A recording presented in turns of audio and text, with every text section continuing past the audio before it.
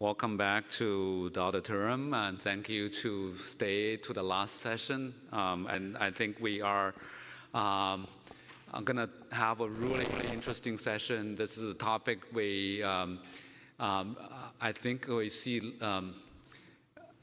less discussion. With all these autonomous vehicles has been deployed and in 10 cities by Waymo, and then it's growing into even 20 cities. I saw autonomous vehicle in the city of Detroit, and they're doing testing as well. And so with all these deployment acceleration, and then more and more vehicles are on the public street, and who are providing insurance for these vehicles? This is definitely a very important question. However, it's not a question that has been discussed regularly in any of the academic conference. As far as I remember, last year at the Automated Transportation Symposium, we organized the first session on insurance for automated vehicles, and we have overwhelmingly positive response after that. And I thought it's important for us to organize this insurance for autonomous vehicle session for the CCAT Global Symposium as well. And so with that, I want to introduce our speakers, panelists today, and then David Gorman from MITRE will be our a moderator, and he managed the parts program at MITRE, and has a tremendous knowledge related with working with OEMs and also with insurance and risk estimation and things like that. So with that, I'm going to let David to introduce his panelists. Welcome, David.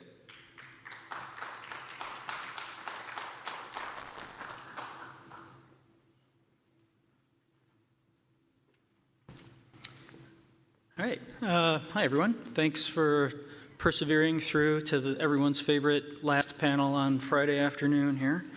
Appreciate everyone staying awake, except for maybe that guy up there who's either deep in prayer or possibly resting through the afternoon siesta time, or maybe just from idiota, where that's normal. So we'll try and keep the energy up a little bit here, keep the engagement up. Brett and I were talking. I heard State Farm is offering buy one, get one term life for anyone who asks a question at the end of the panel. So pretty sure I read that in the fine print, right, Brett? So we're good there. As Henry said, Dave Gorman. I'm a principal researcher at MITRE. We're a nonprofit and do some work trying to solve some complex surface transportation challenges, making transportation networks safer and more resilient. We're really proud and happy to be an M-City partner and work with M-City on a diverse range of safety and resilience and AI assurance projects. Just wanted to say also thank you to WCC, M-City, and CCAT for a great venue and for the opportunity to be here. When I was first offered this opportunity, I was excited. I was honored. It's an interesting space that I don't think gets enough attention. The complexities and dynamics of insurance in this industry. A lot of unknowns, a lot of unanswered questions, and I think it's a great opportunity to continue what's really early stages of the conversation. And earlier this week, I was at SAE World Congress, and they had a lot of topics and discussion around automated vehicles and the future of what the business space is going to look like, what the technology solutions are going to look like, what the safety cases and assurance is going to look like. And they had, main panel discussions and technical sessions. And one of the main stage discussions, the topic of insurance came up. And it was like the record skipping, and everyone paused, and they all looked at each other, and finally the moderator came back and said, you know what, that's the third rail. We're not talking about that here. And then it reminded me, what my dad always used to tell me, that you give the hardest task to the laziest guy, and you get the most efficient, easiest solution. So I'm pretty sure that's really why I'm here. But anyway, I'm really honored to be here. I thank everyone for giving me this opportunity. And with that, I'd like to bring up our panel today. Very proud to introduce three industry-leading brains here on insurance and policy and AI innovation in the AV space. So with that, please help me introduce Aaron Milligan, founder and CEO of P3 Mobility, Brett Odom, Policy Vice President for Auto and Alternative Vehicles from the National Association of Mutual Insurance Companies, and Howie Soon, co-founder and CEO of Insure.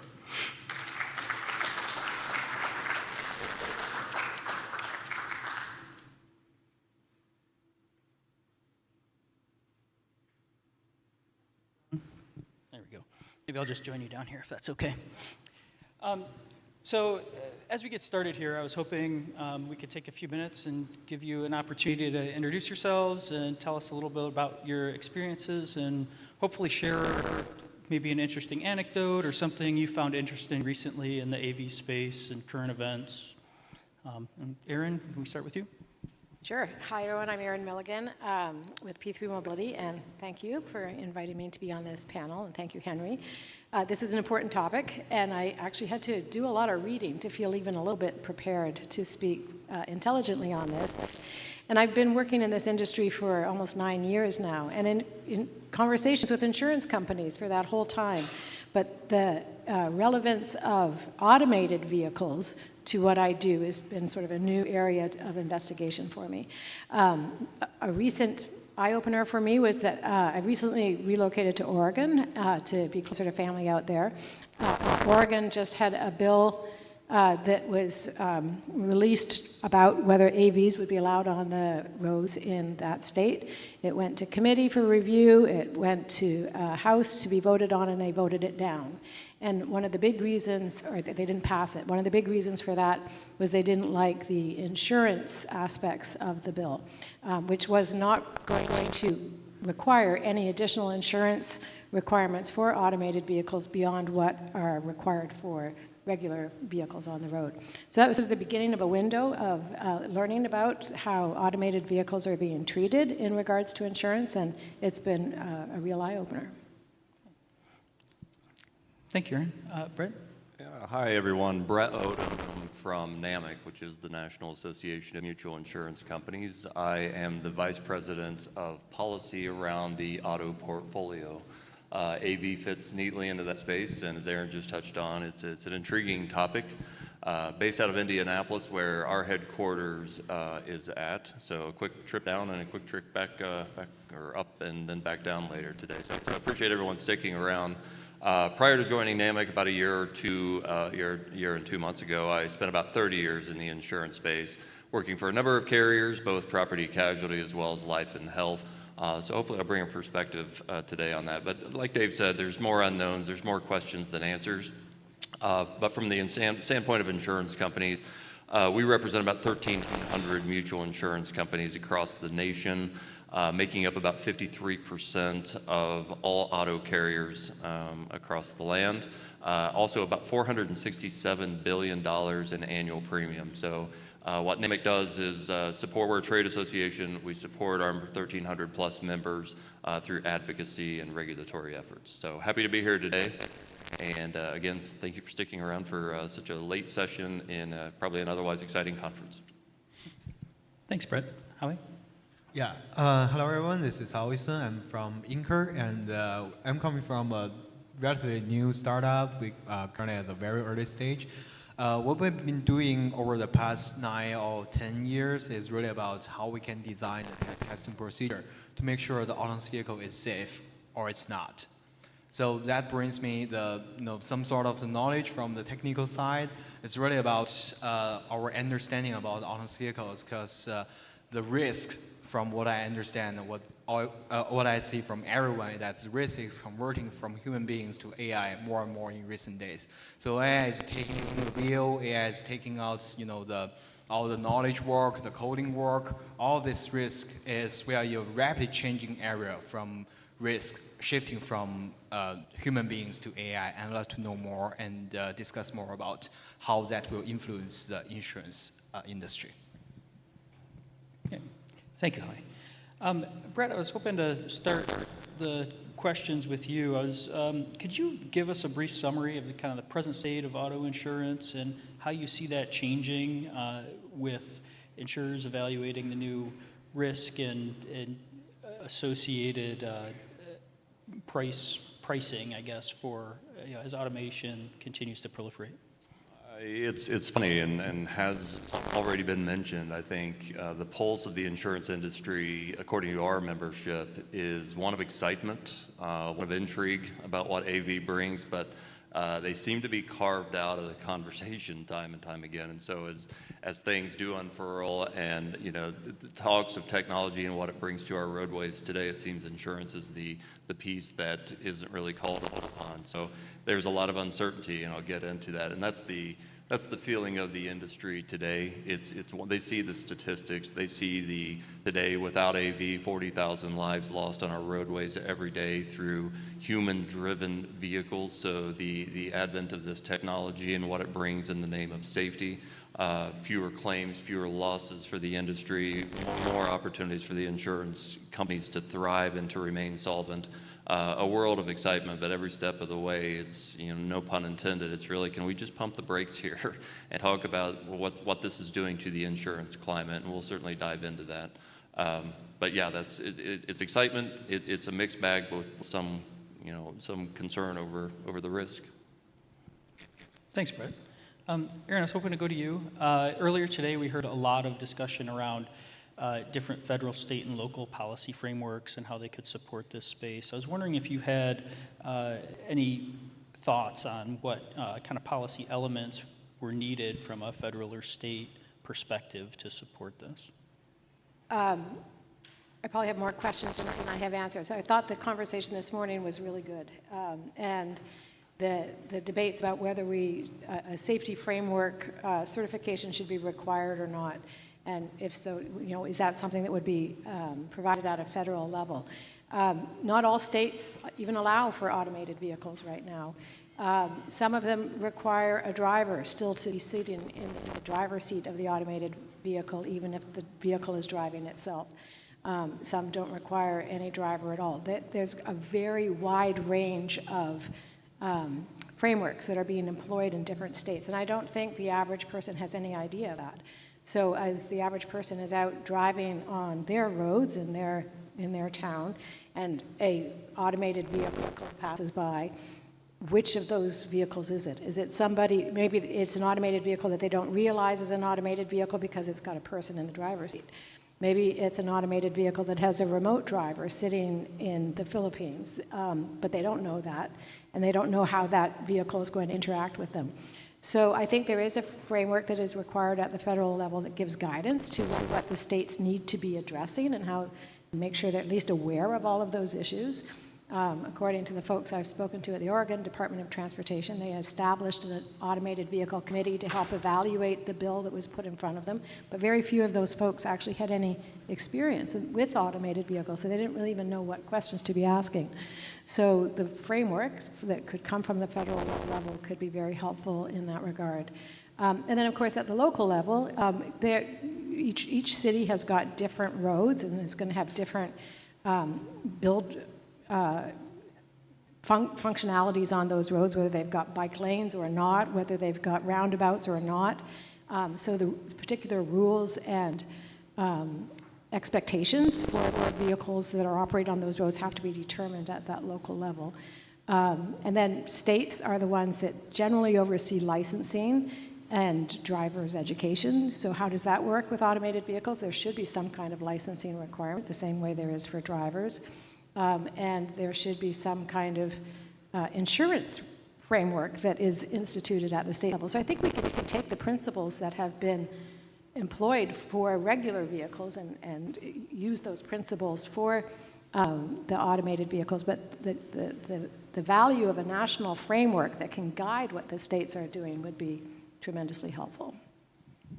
If I can just jump in and add to that really quickly, I couldn't agree more with that commentary. NAMIC are staunch advocates for state-based insurance regulation outside of the AV landscape for precisely the reasons Aaron just covered.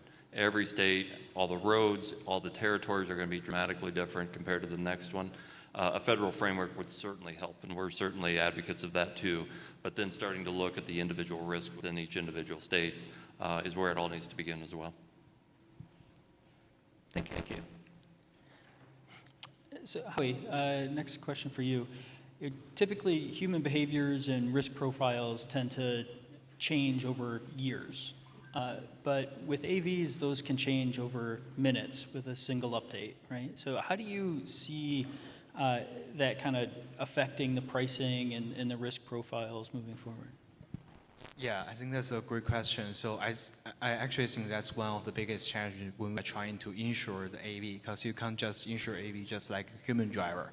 Because there's two core assumptions when we talk about human driver. It's first one is that it's relatively stable. A driver in 25 years old will have similar risk profile with a driver in 26 years old. But AI is not the same. So we all see the crazy evolvement speed of AI. So what we have is like the numbers 3 years ago, but AI has been, like Tesla's FSD or other autonomous driving stack, they have been evolving so fast that the risk profile is totally different. So I think that's a major issue, is that AI has some fundamentally different risk profile than human drivers, and that's caused a problem. And it's, the pricing schema is essentially built for human beings, not for AI. Can I just say that I've had discussions with people who've come out of the AV industry who think that on the topic of certification being necessary, they would say that not only is certification necessary before the AVs go on the roads, but it should also be necessary every time there's an additional update made to the vehicle. Of course, the AV companies don't want that. They'll say it's going to slow down their innovation. But there are new elements of risk being introduced every time one of those updates is made. So how do you protect from what could come with that update? Yeah, I think that's a great point. And I think the faster things move, the more opportunity for unintended consequences. And without some sort of transparent validation, that poses some risks and challenges there as well.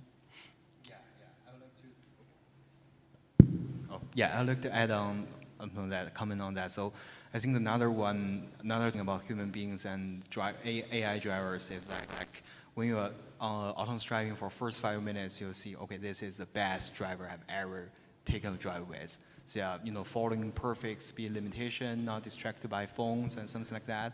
But when you encounter one specific corner case that human beings can handle so easy, it might cause unexpected outcomes of AI that make you feel, oh, okay, this is really simple consequence.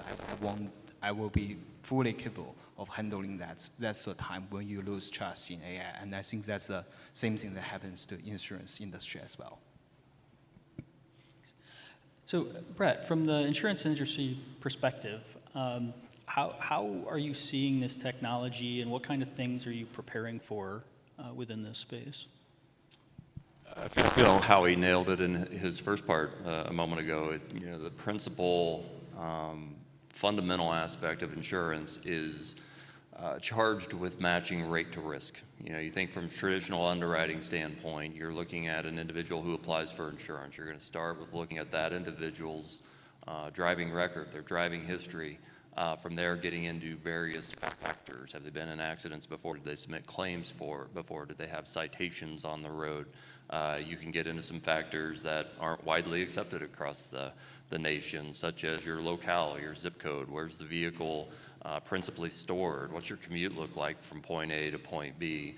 There's risks associated with different cities. Kind of back to that state insurance-based things, that the risks are going to be a little different in downtown New York than it is somewhere in Montana, to put it mildly. You can get into credit-based insurance scoring, which is, again, a little controversial topic of whether that should be, but it's all actuarially correlated reasoning behind why an insurance company wants to ingest those factors into their rate-making and underwriting decisions. So the quandary the insurance industry has, and again, it's riddled with questions and not answers at this time, is how do you evaluate risk going from that traditional sense and taking those factors into consideration when you're looking at a computer, you're looking at a robotic vehicle that's out there instead of a human behind the wheel. So that's the fascination to get into that space, to start looking at the capabilities of a given vehicle, but it's a complete left turn away from what traditional underwriting and rate-making practices have typically looked like. It's a whole new field of liability exploration, because it's not personal liability any longer, it's product liability, unless there's an effort or a continued effort to assign personal liability to whoever might be the driver of the vehicle. And some state legislation that's been introduced related to automated vehicles tries to define person in such a way that the driver of the vehicle is a person either sitting in the seat or a remote operator of the vehicle, but also sometimes to the software developer that has built the system that is actually driving the vehicle. But the product liability doesn't let liability be undertaken by a corporation the same way it does an individual. Corporations have protection from personal liability. So that legal quandary is far from being solved, and I think is one of the big elephants in the room that is preventing the issue from being tackled, because people don't know what to do with it. Yeah, I think that leads to a lot of the kind of fear and desire to avoid the conversation that we see in many other forums. So, Howie, currently drivers tend to fail independently, but AVs on similar or same software stacks will fail as a system, right? As a group. How can insurance handle this? What kind of actions can they take to address this? Yeah, thank you. I think that's another core assumption, like or core difference between AI and human drivers. You can think of all the AV share the same AI brain, and they will fall in similar circumstances. So a core assumption for human drivers that like one driver have crashed in Michigan will not cause another driver have crashed in, for example, Hawaii or Florida. But when it comes to autonomous driving, one shared bug like the missed decision and their like emperor left turn or really complex circumstances can extend to the whole fleet. So currently it's thousands of vehicles, but in the future that can be millions of vehicles all happen at the same time. We've all seen similar things like happening in San Francisco. They got blackouts, power outage recently, and all the vehicles just stuck in front of stuck in the street and cause severe congestion. So that's just for the traffic efficiency. But what if this is for the safety? I think this is the core fear that we have for autonomous vehicle. What if just they got one OTA update and kills hundreds of people all of a sudden in one day or 1 week? So in terms of this, I think there's an existing solution within every single autonomous driving company is the testing procedure. So we have a formulated corner case database, like what is a good point and what is a bad point, and I'm updating my AV software so that I'm not drawbacking on some aspect of my performance. So it's already, I would say, mature infrastructure for them to evaluate the AV safety performance, but that only serves the AV developers and all the other stakeholders, insurance companies, the government agencies, regulations, and the public do not really have access to that. So from what I understand, the core solution is really to democratize this kind of tools so that we can evaluate AV independently. And this can be a shared safety evidence that is admitted by every single stakeholder so that we can have a similar understanding or even predictive underwriting of the AV premium after each software OTA update. So that is the future. If there's a magic that can make this thing happen, I would love to make this shared safety evaluation and shared corner case database to happen in the real world. I think there's also an opportunity, in addition to having the testing that you talked about as an important element of reducing risk, there's also the ability to have an objective party that is part of an evaluation of an incident or provider of information that could help like in the incident in San Francisco. So there's infrastructure data that can be made available to any vehicle, automated or not. There's collective intelligence that can come from other vehicles that can help both automated and non-automated vehicles. And if automated vehicle makers were required to interface with that infrastructure information, then there would be an increased level of objectivity and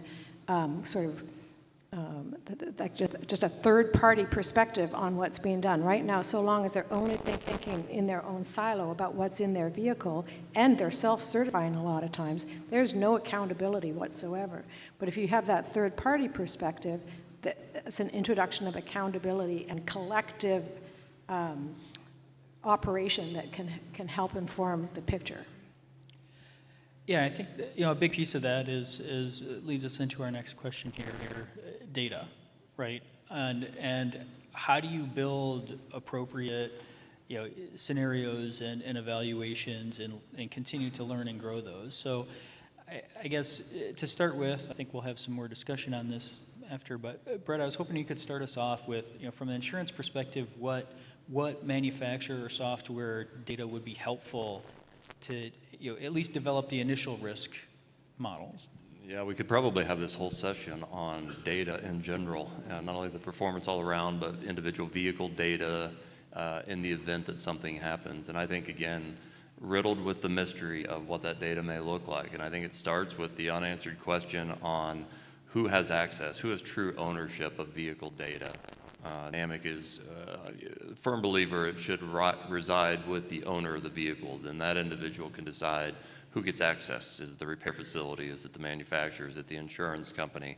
But I think that's the real mystery of around the data. Starting with that, if the insurance company, something goes wrong and there's a claim submitted and they're fortunate enough to get their hands on the data, what does that data tell you first and foremost? Is it objective enough so that the layperson can assess it and understand what went wrong? Did the technology, did the software malfunction? Was it even engaged? Should it have been engaged?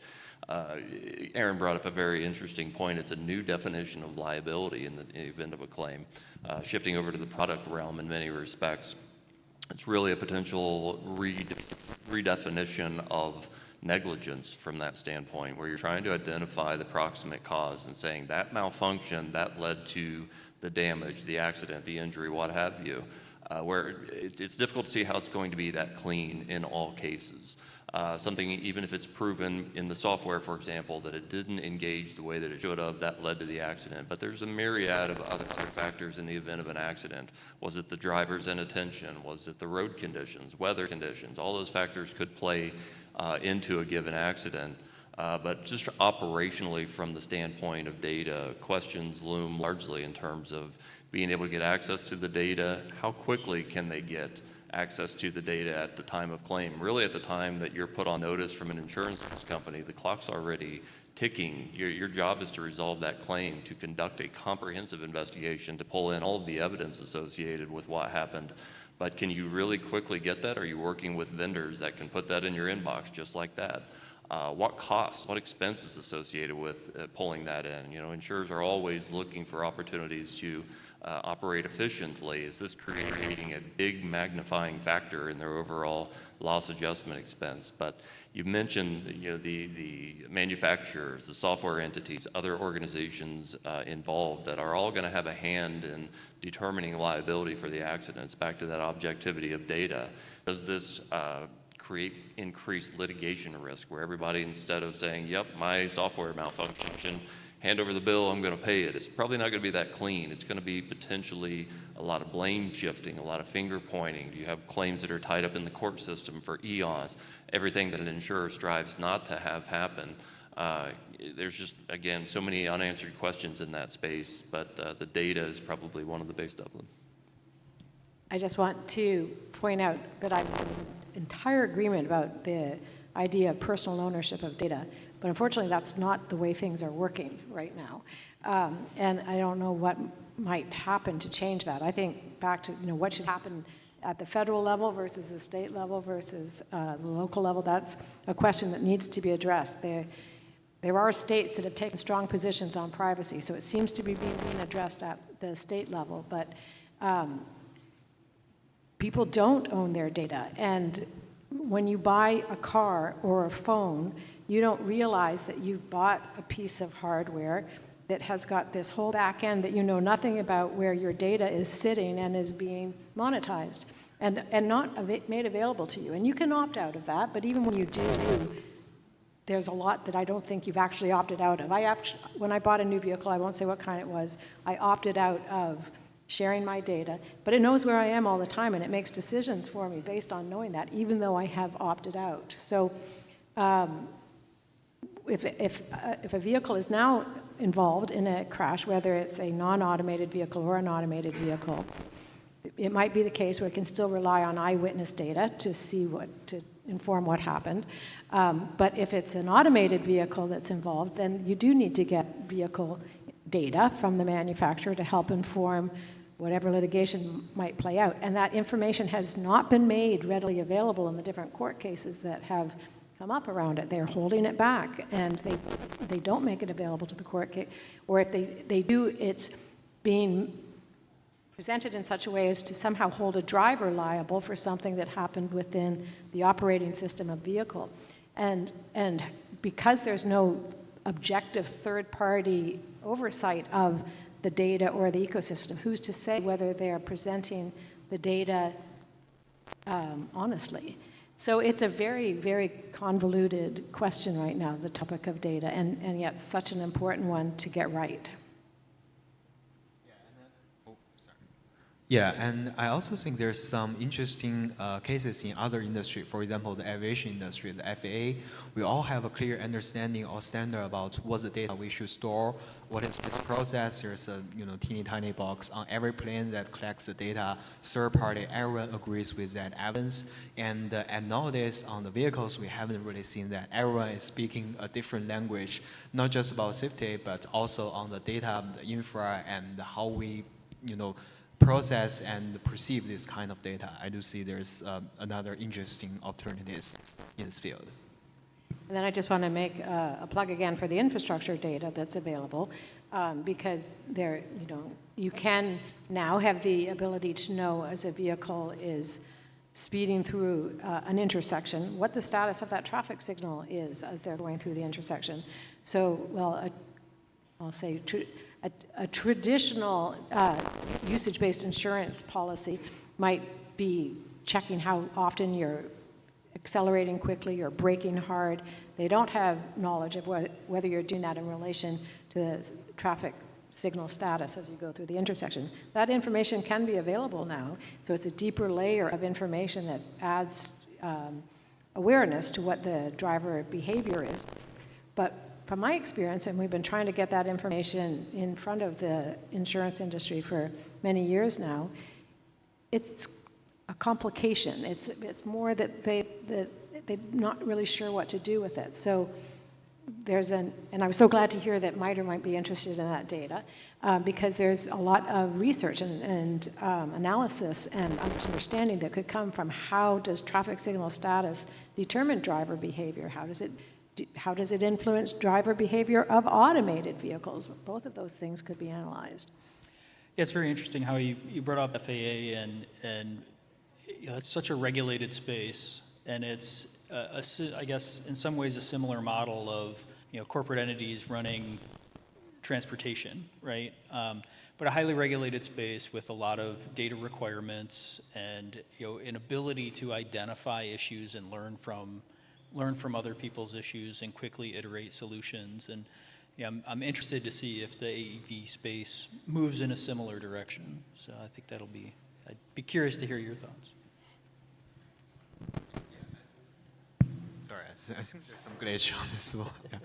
So from what I've seen recently, I think the AV space and what I see is really from general AI space. So Europe is having a EU AI Act taking effect in 2027. So they focus on the learning-based systems, autonomous vehicles, humanoid, all this kind of fancy AI, no matter software or hardware. In the real world, they're having real regulatory files to help them, okay, I need third-party safety evidence, I need the safety track, I need all the evidence chain to make this happen. So I'm really seeing this becoming more and more emergent, and all the regulations has realized this. But in terms of the AV field, I think it's either part of the the EU AI Act, but I didn't see independent trend in this field. Thank you. I'm sorry, I got totally distracted because an alarm was going off on my phone over there. So thank you, Debbie. So I know we touched upon this a little bit, but Brett, I'd be curious to hear your thoughts on how liability responsibilities, how you see these changing when it's not really going to be just the driver. There's so many different entities in the chain, right? Yeah, I think I touched on that a little bit in the previous response, but yes, having multiple other parties than just the drivers involved in it. My background is in insurance claims, and I think of being put on notice of a claim and all the things that, all the rocks that you lift to get under and find out what happened. You're taking statements from the parties involved, any witnesses, scene investigations. It's back to that question of data, to be repetitive. Does that become part of it, a fundamental component of what's deemed to be a comprehensive liability investigation? But I think it's a tricky one. I think it's another, I feel like every answer I have here is filled with the statement that there's more questions than answers. But all of those entities are going to have a perspective on what happened in the accident. Again, maybe delving into manufacturers and the software organizations, among other entities that are involved in it. Law enforcement responding, how do they interpret what happened? How does that narrative find its way onto an accident report? How is that interpreted? It's just that objectivity piece is missing every step of the way. One of the things that I think is an interesting consideration in that question, it's easy to say, well, if I bought an automated vehicle, so basically a robot, something goes wrong with that, then it should be the manufacturer of that vehicle that is paying for it. But at the end of the day, I think anybody who owns a vehicle, whether it's one they drive themselves or an automated vehicle, wants to know that there's going to be money available to them if something happens, that there's going to be money that will pay their hospital bills or pay for them to have coverage if they're off work for a while. So I just think maybe that purchaser perspective could be brought into the equation. And then that will also hopefully make purchasers start to pay more attention to this industry so that they can be smart purchasers of vehicles. They're only going to want to purchase a vehicle that has been through some kind of certification process and has some kind of safety record. And that can help inform the insurance conversation. It's capitalism at its finest, right? If people are going to buy it, they want to know they're buying a good product, and they're going to do their hopefully due diligence to inform that decision. And I guess from my perspective, hopefully it won't fall to individuals having to carry rental insurance for their AV use. But so, Howie, I had a question around,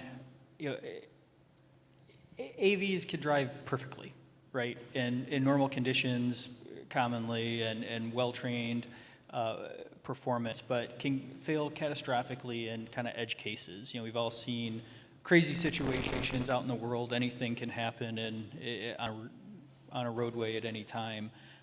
What kind of tools and advanced techniques do we have or are being developed to address some of these?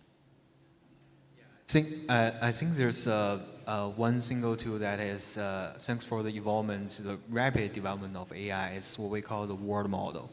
So we are seeing these fascinating terms. Most of people perceive world models as a video generator or something like that, generate fake videos so that you can publish on YouTube or TikTok or something like that. But what we really experience as the world model really bridge the gap between simulation and real world, so that we can trust more and more the evidence from simulation rather than in the real world. So that's part of the reason why we are proposing this corner case database, because with newest involvement of world model, we can finally bridge the gap so that we can generate thousands or millions of different corner cases that just look true to life to human eyes and to autonomous vehicles sensors, and the stress test in this infinite corner case library so that we can finally get meaningful safety metric through our simulation rather than the real world. But I think from my perspective, the one single technology that's the most important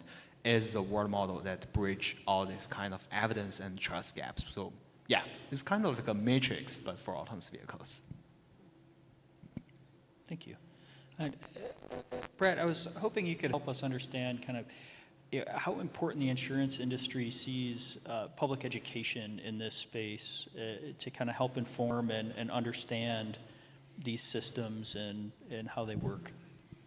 I think it's critical, and I think Aaron touched on it a moment ago, educating purchaser on what type of vehicle they've actually purchased. I think, and this maybe deals a little more away from just full autonomy, although that's the big focus, but to differing classifications, if you're familiar with the whole array of the 5-point classification with NHTSA and ADAS and various levels of going from convenience features all the way to the vehicle being operated by a computer. There's a lot of conversation within the industry, within the insurance industry and outside of it, of who owns that responsibility of educating the purchaser, the actual owner of the vehicle, the primary driver of what that technology looks like. I think there's a lot of misnomers out there about the various classifications of the automated, the ADAS, the automated driver assistance programs. And we're talking just the owner of the vehicle, thinking that you flip this switch, here's what it does, getting familiarity with what you've actually purchased. A lot of the conversation seems to focus on what opportunities exist at the point of sale. If you're just plainly going into a dealership, purchasing a vehicle, should that dealer spend more time with you? Does that individual even know the functionality of handling so many different makes and models of what the technology is designed to do? And again, we're talking just the primary purchaser. What about others that are using the vehicle? If you've got teen operators in the household, you're lending the vehicle to a friend. Those are all scenarios that happen every single day. You touch on rental scenarios. I rented a vehicle on the way up here and filled with all kinds of buttons that I dared not touch because I didn't know exactly what it did, or I didn't want to have that trust that it was going to do something that it wasn't designed to do. And it's a wide sea out there of all this technology. To put a plug in for a lot of the data that we're fully supportive of is the IIHS, the Insurance Institute for Highway Safety. They're collecting data with each individual feature to show without any question that these are they're avoiding accidents. They're resulting in fewer and less severe accidents. So absolute support of that, but yes, it needs to be accompanied with consumer education on what the technology does and what it does not. We probably all need to go for our own recertification each year. I bought a car last year that has ADAS features, and nobody told me that, Aaron, you're still going to be liable for any incident that you find yourself in if the vehicle's under the operation of these features. I figured that was probably the case, and I'm probably a more cautious person, so I was always a little nervous about when it was going to start slowing down, if I was on cooperative cruise control, and was it going to be fast enough. And so I took over all the time. But the research shows that people get lazy with the introduction of those features, and they stop paying attention. And whether or not anybody has told them that they remain liable for whatever happens in that vehicle when they have stopped paying attention is probably not the case. I would put money on the fact that nobody's told them that. Some may have figured it out or had a conversation with somebody who figured it out, but most people don't know. And even with the automated vehicles that are being certified, I think it was in Utah a couple of years ago that Mercedes certified I think it's Drive Pilot is their fully automated functionality in one of their lines of vehicles. So fully automated, the vehicle says it can totally drive itself, but the driver is still required to take over if the vehicle's not functioning properly. Does anybody at the Mercedes dealership sit down and carefully go over that? Does their insurance agent sit down and carefully go over that? I don't think so. They probably don't know. Yeah, and the manufacturers will quickly tell you that that's what that big manual is in your glove compartment. You need to thumb through that. And I think we can all say on one hand how many times we've actually consulted it. And the dealerships, it's a unique piece. That's not their role, is to be the educator. They're probably not familiar with it, but we all know in going to dealerships and purchasing a vehicle, tell me what my payment is, where do I sign, let me get out the door. But is there a time and place thereafter? Maybe your first oil change, come back to the dealer and devote 15 minutes with us. We want to go on a test ride and really show that technology. It's just one of many potential solutions that are out there.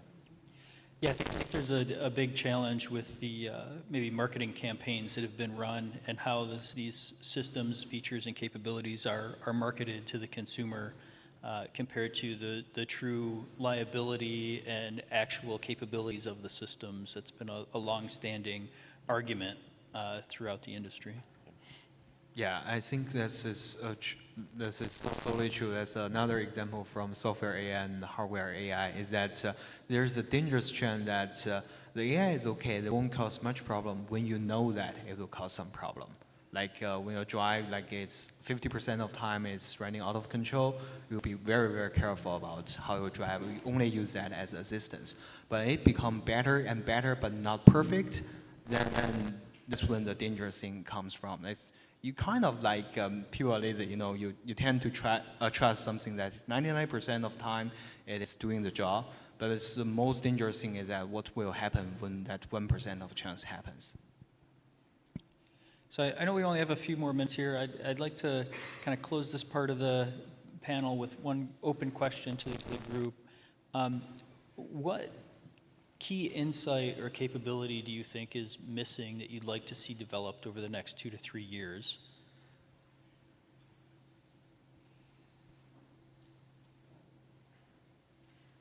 Well, I'll go back to the framework that was debated this morning, that certification framework, and whether or not it's a required framework or not, I think there needs to be a framework that is available for cars to be certified against. And then if a given manufacturer of automated vehicles decides not to go through that process in the event that it is not a mandated requirement, well, at least people knowing that information, if they choose to purchase that vehicle, will know that that manufacturer had decided not to put their vehicle through the certification process.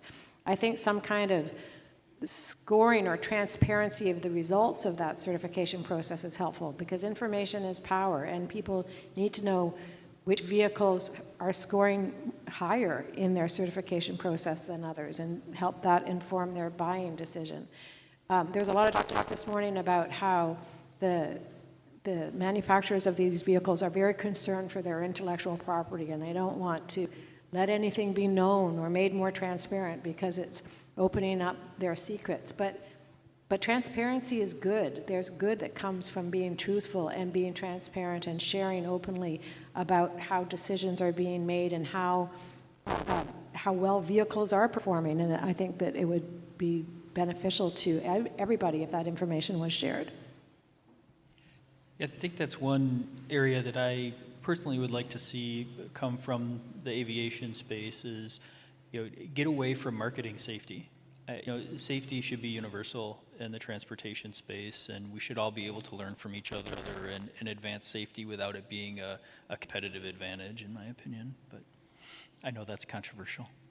Brett, you were about to say something. I paused to jump in because I figured Aaron was going to go down the path of the framework, and I couldn't agree more. I think that's what has to, everyone's going to have an opinion on what that framework should start looking like, but that's just it. Start somewhere, and then we'll obviously over time, and more miles on the road, become smarter and tweak things, but it just seems absent and missing all around. And that's more at the federal level, let alone the individual risks in individual states, which are so important. I can't help but answer that question, Dave, with saying data once again. Those lingering questions, which are critical from an insurance company's ability to evaluate risk, let alone grabbing a hold of it in the event of something going wrong at the claim time. So that's what I would like to see. If I had a crystal ball, would like to see move it, further down the road. It's definitely that unanswered question around data ownership.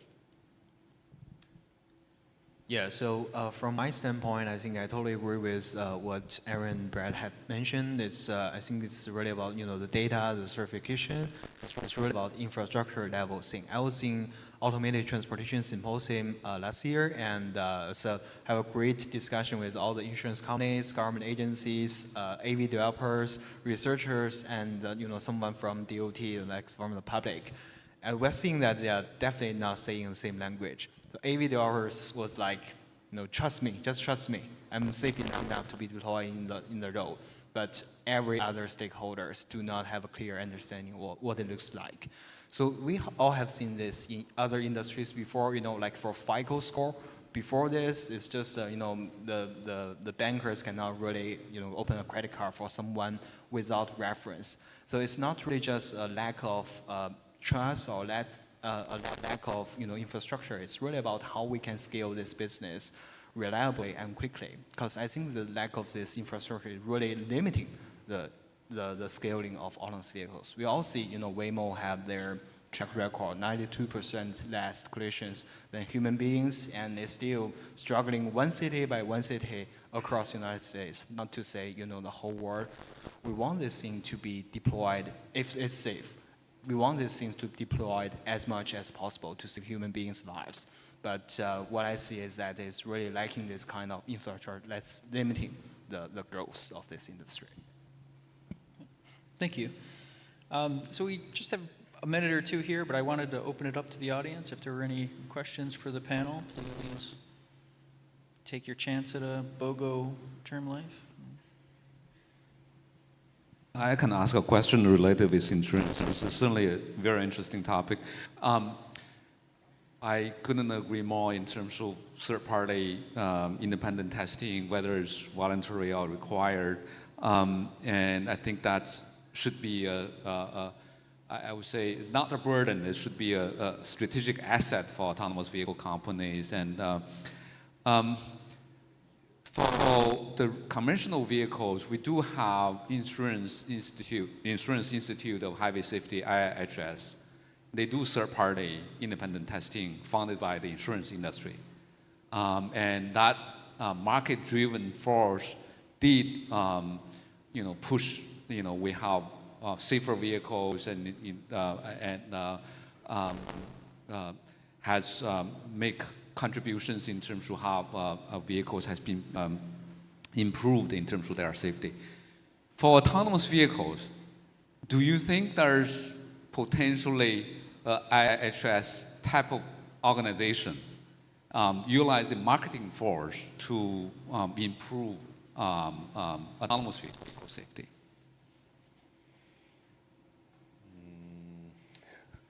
I don't have a definite answer to that. I could put plugs in for organizations such as PAVE. Please don't ask me what it stands for off the top of my head, but an organization we're closely connected to. AVIA is another one, focused on all things autonomy. And it's really, we've touched on in different answers here around consumer education and development of that trust. Those are the efforts that are probably the most important taking place, creating that transparency of all of the testing, everything that we're talking about here today through this whole symposium, making sure that reaches the consumer.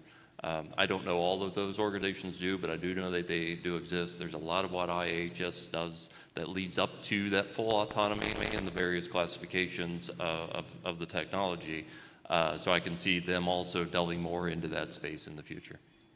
I think there's a need for it. Whether it's something that can happen or not is a different question, because does that require federal legislation that may or may not come? But in the same way that we're talking about the need for some framework for certifying vehicles to operate on the road, why wouldn't there be a framework for how liability or insurance rates or the cost of operating those vehicles should be established or taken into account?